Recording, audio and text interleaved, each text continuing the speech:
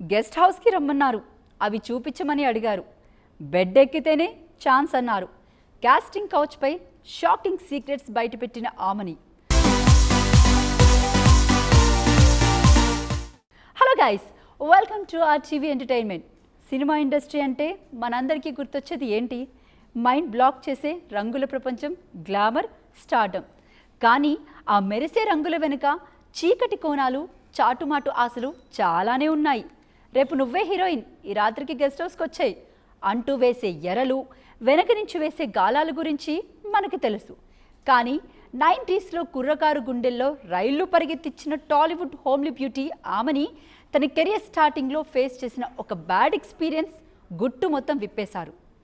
తొడలు చూపించు, బాడీపై మచ్చలున్నాయో లేదో బట్టలు ఉడదీసి చూపించు అంటూ కొందరు ప్రొడ్యూసర్లు, డైరెక్టర్లు నడిపిన ఆ కాస్టింగ్ డ్రామా ఏంటి? అసలు ఆ ఫైనాన్షియల్ పర్సనల్ కోరికలేంటి? 60-70 ఆఫర్లు వదులుకున్న ఆమెని సంచలన కథ ఏంటో ఈ వీడియోలో మాట్లాడుకుందాం. వీడియో ఎండ్ వరకు చూడండి. కథలోకి వెళ్తే అప్పట్లో ఆమని గారు ఛాన్సెస్ కోసం ఆఫీసుల చుట్టూ తిరుగుతున్న రోజులవి. ఓ కొత్త బ్యానర్, కొత్త డైరెక్టర్ ఆడిషన్స్కి రమ్మన్నారట.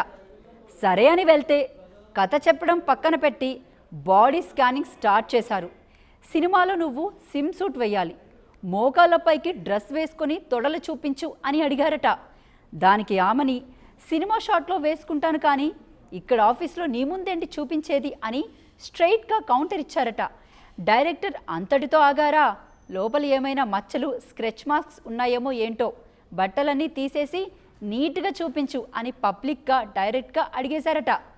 అంటే స్విమ్మింగ్ పూల్ సీన్ వంకతో స్విమ్మింగ్ కాస్ట్యూమ్ కంటే ముందే పర్సనల్ సైజ్ చెకింగ్ చేసేద్దామని ప్లాన్ చేశారన్నమాట. ఇదంతా చూసి డిస్టర్బ్ అయిపోయిన ఆమెని, అబ్బో ఈ టైట్ బాటమ్, లూజ్ క్యారెక్టర్లు మనకి సెట్ అవ్వరా బాబు అని ప్యాకప్ చెప్పేసి వచ్చేసిందట. ఒక రోజంతా ఆడిషన్స్ అవుతాయి. ఈవినింగ్ అవ్వగానే ఒక కార్ వస్తుంది.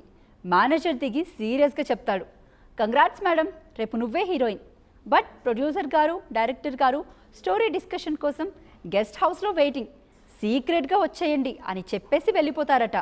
ఆమెని తెలివిగా ఓకే మా మమ్మీని కూడా తీసుకొస్తా అంటే ఆ మేనేజర్ ముఖం మార్చుకొని, అయ్యో మమ్మీ ఎందుకమ్మా పిలిచింది మీటింగ్కి, ఫ్యామిలీ పిక్నిక్కి కాదుగా, నువ్వు ఒక్కదానివేరా, మమ్మీకి ఇంట్లో రెస్ట్ ఇవ్వు అని conditions పెట్టేవారట.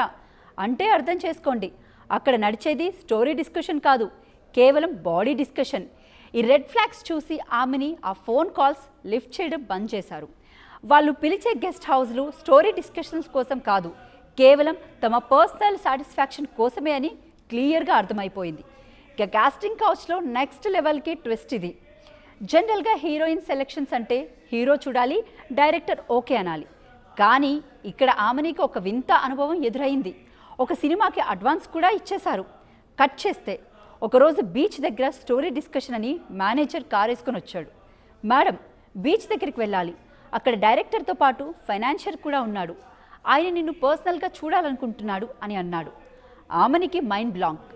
Director okay, hero okay, అసలు ఈ ఫైనాన్షియర్ నన్ను పర్సనల్గా చూడడం ఏంట్రా నాయనా, ఆయన డబ్బులు ఇస్తే సరిపోదా, నా పర్సనల్ కూడా చూడాలా అని గట్టిగా అడిగేసి ఆ ఇచ్చిన అడ్వాన్స్ రూపాయితో సహా తిరిగి పడేసి వచ్చేసింది.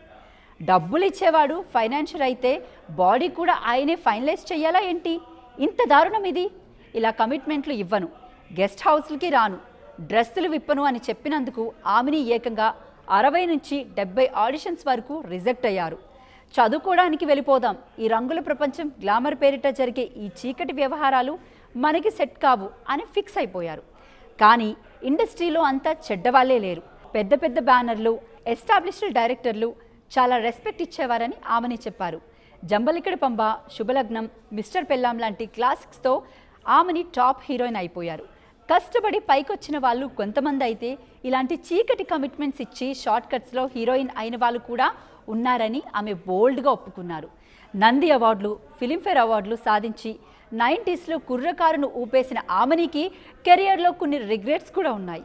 మెగాస్టార్ చిరంజీవి, విక్టరీ వెంకటేష్ కాంబినేషన్లో నటించే ఛాన్స్ మిస్ అవ్వడం, పెళ్లి వల్ల నాగార్జున ఆవిడ మా ఆవిడ వదులుకోవడం ఆమెకి పెద్ద లోటని చెప్పారు. కానీ ఇప్పుడు సెకండ్ ఇన్నింగ్స్లో మాత్రం ఆమెని అస్సలు తగ్గట్లేదు.